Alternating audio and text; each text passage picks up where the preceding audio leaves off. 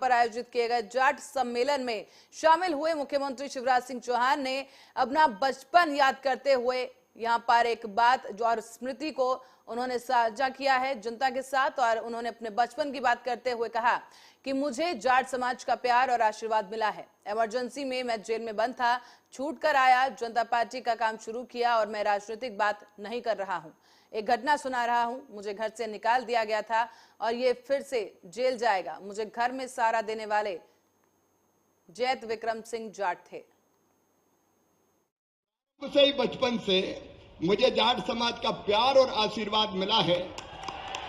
Emergency में मैं jail में बंद था, छूट के आया तो जनता पार्टी का काम शुरू किया। राजनीतिक बात नहीं कर रहा, मैं घटना सुना रहा हूं।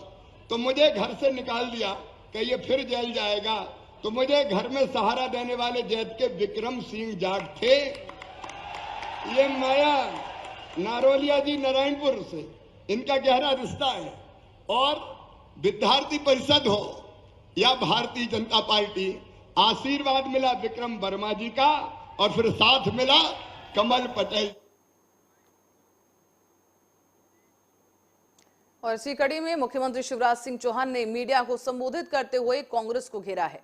एक तरफ जहां सीएम ने आतंकवाद पर बात करते हुए कहा कि मध्य प्रदेश की धरती पर धर्म परिवर्तन और आतंकवाद का कुचक्र नहीं चलेगा और इनको जड़ से निस्तानाबूद कर दिया जाएगा, तो वहीं दूसरी तरफ सीएम ने कहा है कि कांग्रेस के धोखे के कारण डिफॉल्टर हुए किसानों के ऋण को ब्याज को चुकाने का अभियान आज से मध्य प्रदेश में शुरू हो रहा है। मध्य प्रदेश की धरती पर आतंक को कोई जगह नहीं है। हमने पहले भी सिमी के नेटवर्क को ध्वस्त किया है, चंबल से डकैतों को आतंक को समाप्त किया है। नक्सलवाद छत्तीसगढ़, महाराष्ट्र और मध्य प्रदेश की सीमा तक सीमित रह गया। पिछले साल ही आपकी जानकारी में है 8 नक्सलवादी मुठभेड़ में ढेर किए गए, लेकिन मुझे जैसी जानकारी मिली आतंकी संगठन कट्टरपंथी इस्लामिक संगठन हिजब उत तहरीर प्रदेश में सक्रिय हो रहा है। हमारे एटीएस ने तुरंत कार्रवाई प्रारंभ की। एटीएस को निर्देश भी दिए कि ऐसी गतिविधियां किसी भी कीमत पर बर्दाश्त नहीं की जाएगी, इनको जड़ से समाप्त करना है। बड़ा इनका नेटवर्क ऐसा है जो कई लोगों की जिंदगी भी तबाह करता है। इनका जो पैटर्न है, पहले धर्मांतरण करो, धर्मांतरण करके फिर बेटी से भी शादी करके उसको धर्मांतरित करो और उसके बाद उसको आतंकवाद के दलदल में धकेल दो। मध्य प्रदेश को किसी भी कीमत पर हम केरल स्टोरी नहीं बनने देंगे। लव जिहाद, धर्मांतरण, ये कुचक्र नहीं चलेगा। मध्य प्रदेश की एटीएस की टीम और केंद्रीय एजेंसियों ने संयुक्त रूप से 10 ऐसे लोग भोपाल से पकड़े, एक छिंदवाड़ा से पकड़ा, सभी पुलिस रिमांड पर हैं, उनसे पूछताछ जारी है। 6 आतंकी हैदराबाद से तेलंगाना पुलिस ने गिरफ्तार किए हैं। एक बड़े नेटवर्क का खुलासा हुआ है। उनमें से भोपाल जो धर्मांतरित होकर हिंदू से गया हुआ एक शख्स भी शामिल है। इन सबके तार हिजब उत तहरीर से जुड़े हुए हैं, जो कट्टरपंथी संगठन है। मित्रों, मध्य प्रदेश में किसानों को आज एक और बड़ी सौगात दी जा रही है। कई किसानों ने कर्ज चुकाया नहीं तो वो डिफॉल्टर हो गए और ब्याज की गठरी उनके सिर पे चढ़ गई और वो ब्याज उतारना मुश्किल हो गया। हमने फैसला किया कि किसानों के सिर से कर्ज के ब्याज की ये गठरी अब हम उतारेंगे। आज से अभियान प्रारंभ हो रहा है। ऋण माफी के धोखे के कारण जो डिफॉल्टर हुए उन किसानों से फॉर्म भरवाए जा रहे हैं और उनका जो ब्याज है उस ब्याज को सरकार भरने का काम करेगी प्रधानमंत्री जी के नेतृत्व में। और अब बढ़ते अगली खबर की ओर। खबर मुरादाबाद से है, जहां पर गन्ने के खेत में संभल के हिस्ट्री शीटर का शव मिलने से हड़कंप मच गया है। मिली जानकारी के मुताबिक कुंद्रकी थाना क्षेत्र के मिलक बहापुर जंगल के पास इस हिस्ट्री शीटर नाजिम का शव बरामद हुआ है। मृतक के शरीर पर 2 गोलियां लगी हुई थी और एसपी देहात संदीप कुमार मीणा ने बताया है कि मृतक नाजिम पर कई मुकदमे दर्ज हैं। फिलहाल पुलिस मामले की बारीकी से जांच कर रही है। मेरे बेटी के साथ ये विदेश के कृष्णपाल तोमर के कर्मचारी मांगेराम जब वो विदेश चले गए तो यहाँ पहरेदार रखे थे और जब मेरा लड़की यहाँ घर से 3 बजे गायब हुई तो मैं उठी तो मैं सोचा कि बाहर लघु शंका गए होंगे, इसलिए मैं 2-4-5 मिनट रुक गया और रुकने के बाद मेरे औरत को कहा चल तो रहे एक घटना हुई, इस लड़की तो नहीं है, खोजे जाइए। जब मैं खोजे गए तो अब इतने नहीं मिली कहीं तो मैं किधरत आए तो वही दिन से वो जो फैक्ट्री है जो वहाँ मांगेराम रहत रही वो रूम बंद रहीस और वही 99-34 नंबर गाड़ी में ओकर प्रयोग कर रहे चढ़त रहे तो वही ले लेके चले गए ना और एक बाद में थाना में रिपोर्ट करे गए तो थाना में आज दिनांक 14/5/23 को करीब सुबह 7 बजे पुलिस को सूचना मिली कि बहापुर नामक गांव में एक खेत में एक व्यक्ति की बॉडी पड़ी हुई है। मौके पर जाकर देखा तो व्यक्ति मृत अवस्था में था और व्यक्ति की कमर में 2 गोलियां लगी हुई थी। उसके हाथ में एक चाकू था और एक हाथ में फोन था। उस फोन पे उसकी लगातार कॉल्स आ रही थी तो पुलिस ने वो कॉल रिसीव की तो वो कॉल उनकी बेटी का था। बेटी जब पुलिस की उनकी बेटी से बात हुई तो बेटी ने बताया कि ये शाम को करीब 7 बजे 13 तारीख की शाम को करीब 7 बजे ये इनका जो मृतक है इसका ट्रक है उस पर ट्रक ड्राइवर है राजीव, ये उनके साथ निकला था और उसके बाद से इनका कोई पता नहीं था। और बाद में जब आसपास की छानबीन की गई, आसपास के घटना स्थल को देखा गया तो वहाँ पे 2-3 खेतों के स्टार्टर खुले हुए थे और स्टार्टर में से ये लोग सामान निकाल के ले गए थे स्टार्टर के। तो जब इस व्यक्ति का पता मालूम किया गया पूरा उनकी बेटी से तो इनका नाम निकला Nazim Ali son of Muslim. ये असमोली थाना संभल के रहने वाले हैं। तो असमोली थाने में जब इनके बारे में मालूम किया गया नाजिम के बारे में तो वहाँ से पता चला कि नाजिम वहाँ का उस थाने का HS है। मुरादाबाद में फर्म कर्मी की हत्या मामले का पुलिस ने खुलासा कर दिया है और दोनों आरोपियों को गिरफ्तार कर लिया गया है। एसएसपी हेमराज मीणा ने इस मामले का खुलासा करते हुए बताया है कि दोनों हत्या आरोपियों की तलाश में जिले की एसओजी टीम के साथ क्राइम ब्रांच यूनिट और सर्विलांस टीम को लगाया गया था। इस दौरान पुलिस ने आरोपियों को गिरफ्तार किया है और साथ ही हत्या आरोपियों की निशानदेही पर आला कत्ल 32 बोर का पिस्टल और एक तमंचा 315 बोर कारतूस भी बरामद किया गया है। साथ ही मौके से एक बाइक भी सीज कर ली गई है। देखिए, दिनांक 8/5/2023 को मजोला थाना क्षेत्र में जो बुद्धि विहार है वहाँ पे जो गोल चक्कर है वहाँ कुछ लड़कों में आपस में झगड़ा हुआ था। उसके बाद में एक प्रेम शर्मा नाम के जो लड़का है उनको गोली मार दी गई थी और जिससे अस्पताल में इलाज के दौरान उनकी मृत्यु हो गई थी। उसी में थाना मजोला क्षेत्र में मुकदमा पंजीकृत किया गया था 302 IPC के अंतर्गत। आज थाना मजोला की टीम ने और क्षेत्राधिकारी सिविल लाइन के द्वारा 2 लोगों की गिरफ्तारी हुई है। एक विशाल उर्फ बाबा पुत्र विजयपाल निवासी ग्राम मोड़ा तैया थाना पाकवाड़ा और दूसरा है विकास पुत्र ऋषिपाल बसंत विहार कॉलोनी खुशालपुर थाना मजोला। और ये जानकारी मिली है कि इनमें से आपस में लोग कुछ DSLR कैमरे किराए पे दिया करते थे और उसका पर डे का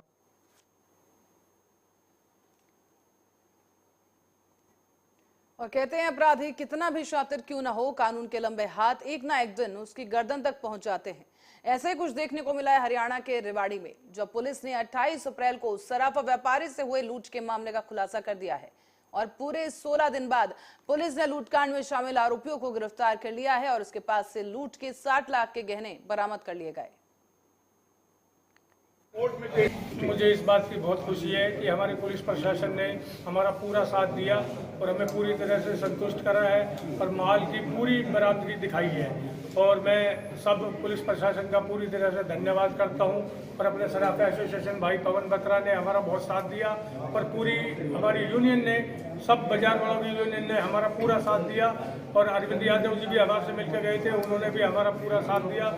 हम किस्मत वाले हैं कि ये जो कामयाबी मिली है इस पुलिस प्रशासन ने जितनी मेहनत करी, शायद ही हमें लगता है कि हमारे दिन अच्छे से और ज़्यादा अच्छे आ रहे कि हमें ऐसे पुलिस अधीक्षक और भाटिया जी जैसे और सीआईए टीम जो हमारी इतनी मदद करके 24 घंटे, यानी कोई भी ऐसा दिन नहीं था जिस दिन इन्होंने मेहनत नहीं करी। 18 तारीख से लेकर आज तक ये सोई नहीं है, चाहे उनके घर में कोई बच्चा बीमार था, घर में शादी, सबको छोड़ के इस व्यापारी का जो काम था, यानी व्यापारी के साथ ये वारदात हुई है उसको ट्रेस करने में लगे हो। तो इतनी मेहनत करी उन्होंने कि हमारा 100% माल उन्होंने रिकवर कराया है। और दिनांक 28/4/2023 को शहर के शराफा बाजार रेवाड़ी में पिस्तौल के बल पर एक जूलर्स हैं, व्यापारी हैं, उनके साथ लूट की वारदात को अंजाम दिया गया आरोपी द्वारा। पुलिस अधीक्षक श्री दीपक सहारन IPS ने त्वरित कार्रवाई करते हुए खुद सीन ऑफ क्राइम को विजिट किया। सभी जो फोरेंसिक हमारी जो टीम्स हैं वो गई और एज़ पर जो SOP स्टैंडर्ड ऑपरेटिंग हमारा प्रोसीजर होता है उसको फॉलो करते हुए इस केस को हमने रजिस्टर किया और रजिस्टर करके इसका अनुसंधान शुरू किया। SP साहब के दिशा निर्देश में एक SIT टीम का गठन किया गया इस केस में, और जिसमें हमारी जो CIA टीम्स हैं, CIA रेवाड़ी, जो इंस्पेक्टर सुमेर। उत्तर प्रदेश निकाय चुनाव में आम आदमी पार्टी ने भी अपनी किस्मत आजमाई और वहीं आप नेता ने दावा किया है कि निकाय चुनाव में आम आदमी पार्टी की स्थिति कांग्रेस से भी अच्छी रही है। आप नेता संजय सिंह का यह दावा है कि यूपी में आपने नगर पालिका परिषद अध्यक्ष की 3 सीटें और नगर पंचायत चेयरमैन की 7 सीटें जीत ली हैं। हालांकि चुनाव आयोग के द्वारा आधिकारिक आंकड़ा जारी करने के बाद ही ये तय हो पाएगा कि सभी पार्टियों ने वास्तविक किस प्रकार का प्रदर्शन किया है। राष्ट्रीय पार्टी 125 साल पुरानी पार्टी है कांग्रेस पार्टी, उससे ज्यादा वोट मिले, उससे ज्यादा सीटें आई और उत्तर प्रदेश के अंदर एक बात की चर्चा शुरू हुई कि अब सिर्फ जाति और धर्म की राजनीति नहीं, अब सिर्फ बांटने की राजनीति नहीं, नफरत की राजनीति नहीं, बल्कि काम की राजनीति होगी। मैं उत्तर प्रदेश की जनता को इस बदलाव की शुरुआत के लिए अरविंद केजरीवाल जी की ओर से, आम आदमी पार्टी के एक एक कार्यकर्ता की ओर से हृदय से बधाई देना चाहता हूं, क्योंकि हमसे एक ही सवाल पूछा जाता था कि भाई आप उत्तर प्रदेश में चुनाव क्यों लड़ते हैं, आपको लोग वोट तो देते नहीं।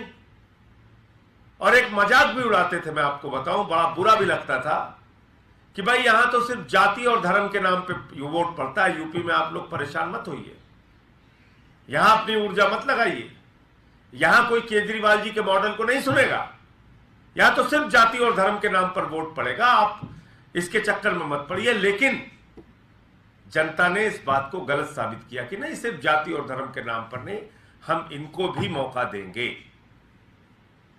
और ये जो नगर पालिका चेयरमैन के चुनाव हमारे कैंडिडेट जीते हैं, इसको हम एक बेहतरीन, एक मॉडल नगर पालिका और नगर पंचायत उत्तर प्रदेश के अंदर।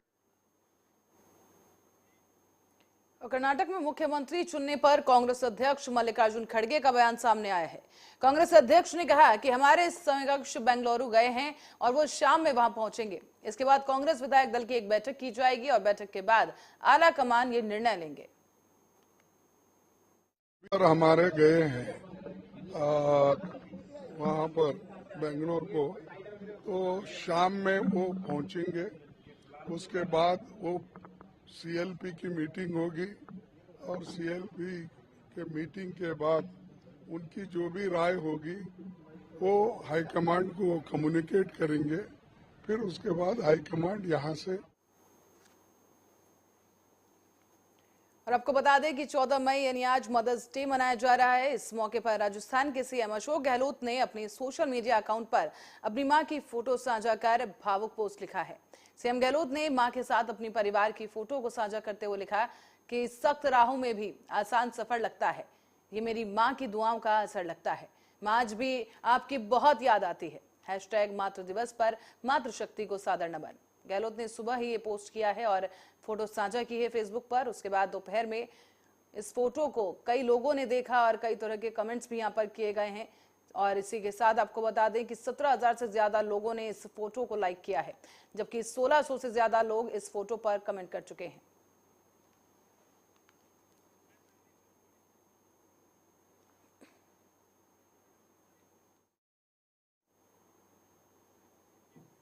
बॉलीवुड एक्ट्रेस परिणीति चोपड़ा और आम आदमी पार्टी के नेता राघव चड्ढा की दिल्ली में सगाई हो गई है। दिल्ली के कपूरथला हाउस में दोनों की सगाई हुई है। इस दौरान प्रियंका चोपड़ा से लेकर दिल्ली के सीएम तक इस समारोह में शिरकत करने पहुंचे। सोशल मीडिया पर परिणीति और राघव की ढेर सारी तस्वीरें और वीडियोस भी वायरल हुए हैं, जिसमें कपल एक दूसरे में खोए हुए नजर आ रहे हैं। परिणीति ने भी राघव संग अपने रिश्ते को ऑफिशियल करते हुए सगाई की कुछ तस्वीरें शेयर की हैं।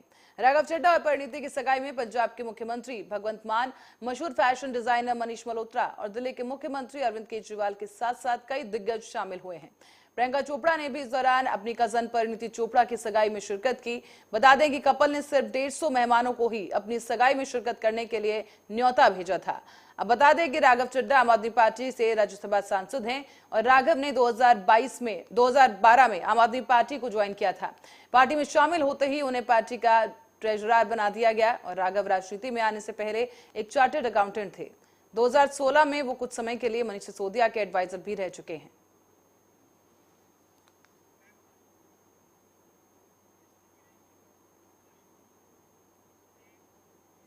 और इस बीच कर्नाटक विधानसभा चुनाव में कांग्रेस की ऐतिहासिक जीत हासिल होने के बाद से लगातार प्रतिक्रियाएं सामने आ रही हैं।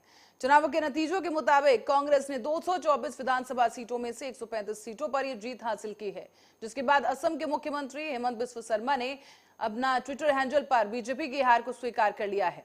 उन्होंने ट्वीट कर कहा है कि इलेक्ट्रॉनिक वोटिंग मशीन है यानी ईवीएम, ऐसी चीजों पर दोष लगाए बिना ही लोगों के फैसले को स्वीकार किया जाएगा। असम के सीएम शर्मा ने कहा है कि पार्टी अपने नुकसान पर विचार करेगी और सीख के साथ आगे बढ़ेगी। साथ ही उन्होंने ट्वीट में यह भी लिखा कि हम हमेशा जनता के फैसले को विनम्रता के साथ स्वीकार करते हैं। हम अपनी हार के लिए ईवीएम या फिर किसी अन्य बाहरी कारकों को दोष नहीं देते, बल्कि हम आत्मनिरीक्षण करते हैं। My whole issue is that before every Lok Sabha election, Congress won the assembly election in Karnataka. I think it can be, you can treat it as a trend that in 2014 also, Congress won the election in assembly, Modi ji won in parliament. Then 2019 also Congress won the assembly, Modi ji won the parliament. So this you can describe this as a trend. My whole issue is that before every Lok Sabha और AIMIM के प्रमुख असदुद्दीन ओवैसी का कर्नाटक की जीत पर बड़ा बयान सामने आया है। ओवैसी ने कहा है कि कर्नाटक चुनाव के नतीजे घोषित हो चुके हैं और कर्नाटक के लोगों ने कांग्रेस पार्टी को चुना है और मुझे उम्मीद है कि वो अपने वादे पूरे करेंगे। तो ये बहुत बड़ी हमको कामयाबी मिली है, बड़ी बड़ी पार्टियों को नाकामी मिली है और वहाँ की आवाम ने, जनता ने मजलिस पर अपने मोहब्बत का इजहार किया है, अटूट भरोसा किया है और ये हमारी जिम्मेदारी बनती है कि हम उनके भरोसे को शर्मिंदा ना होने दें, बल्कि जो हमारे लोग कामयाब हुए हैं, चाहे वो हमारे 5 चेयरमैन हो या हमारे 20 पार्षद हों या 33 नगर पालिका परिषद के काउंसलर हों या 22 नगर पंचायत के काउंसलर हों, मेरी आप तमाम से ये गुजारिश है कि अपनी अपनी जिम्मेदारी को निभाइए, आवाम के दरमियान में रहिए, आवाम की तकलीफ़ को अपनी तकलीफ़ समझिए, कमज़ोरों को अपनी आँखों में मजबूत समझिए, जो सबसे आखिर है उसको सामने लाने की कोशिश करिए। ये हमारा सियासी सफ़र चलता रहेगा, हमको हमारी मंजिलें और भी हैं और इंशाअल्लाह ताला अगर हम सब मिलकर मेहनत करेंगे तो मुझे यकीन है कि हम उन तमाम मंजिलों को हासिल करेंगे जो आज हमको बड़ी दूर नज़र आती हैं। मगर याद रखिए, अगर हम मेहनत करेंगे, जुस्तजू करते रहेंगे तो अल्लाह सुब्हाना व तआला भी हम पर फजल और करम करता रहेगा, आवाम हम पर और एतमाद करेगी। तो मैं इस मौके का फिर से फ़ायदा उठाते हुए आप तमाम का बेहद शुक्रगुज़ार हूँ, उत्तर प्रदेश की जनता का जिन्होंने हमको वोट भी दिया। मैं आपका शुक्रगुज़ार हूँ कि जहाँ पर हमको कामयाबी नहीं मिली, मगर मेरा ये अखलाक़ी फ़रीज़ा है कि मैं आपका शुक्रिया अदा करूँ और आप जानते हैं कि हमारा बुनियादी काम यही है। और उत्तर प्रदेश में अयोध्या में बन रहे श्री राम जन्मभूमि मंदिर का निर्माण कार्य जोरों पर है। श्री राम जन्मभूमि तीर्थ क्षेत्र के महासचिव चंपत राय ने मंदिर निर्माण की ताजा तस्वीरें शेयर की हैं। चंपत राय के मुताबिक मंदिर अब दिव्य स्वरूप में दिखने लगा है और ये तस्वीरें हम आपको भी दिखा रहे हैं। ये वीडियो तेजी के साथ वायरल हो रहा है, जहां पर आप देख सकते हैं कि जिस तरीके से निर्माण कार्य तेजी के साथ चल रहा है उसकी झलक दिख रही है। और यहाँ पर मंदिर को आकार देने के लिए स्तंभों को लगाया जा रहा है। श्री राम जन्मभूमि तीर्थ क्षेत्र के महासचिव चंपत राय ने बताया है कि इन स्तंभों को आपस में जोड़ने का कार्य जारी है। स्तंभ लगाने के बाद मंदिर का आकार स्पष्ट रूप से दिखाई दे रहा है और इसके बाद एक एक पत्थरों को जोड़कर हाथ बनाने की प्रक्रिया शुरू की जाएगी। मंदिर निर्माण के साथ परकोटे का भी निर्माण शुरू हो गया है और बताया जा रहा है कि दिसंबर 2023 तक भगवान राम का गर्भगृह बनकर तैयार होगा और जनवरी 2024 यानी मकर संक्रांति के बाद गर्भगृह को भक्तों के लिए खोल दिया जाएगा।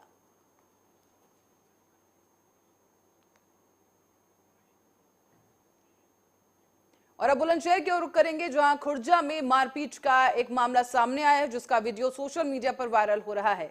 वायरल वीडियो में युवती और उसके भाई से कुछ लोग मारपीट कर रहे हैं नजर आ रहा है साफ तौर पर, जहां पर कई लोग यहां पर मारपीट कर रहे हैं। इस दौरान वहां मौजूद लोगों ने इस घटना का वीडियो बनाकर सोशल मीडिया पर पोस्ट कर दिया है।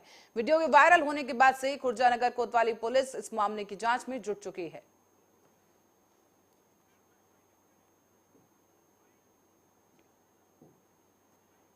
और बुलेटिन में फिलहाल के लिए इतना ही। देश दुनिया की तमाम खबरों के लिए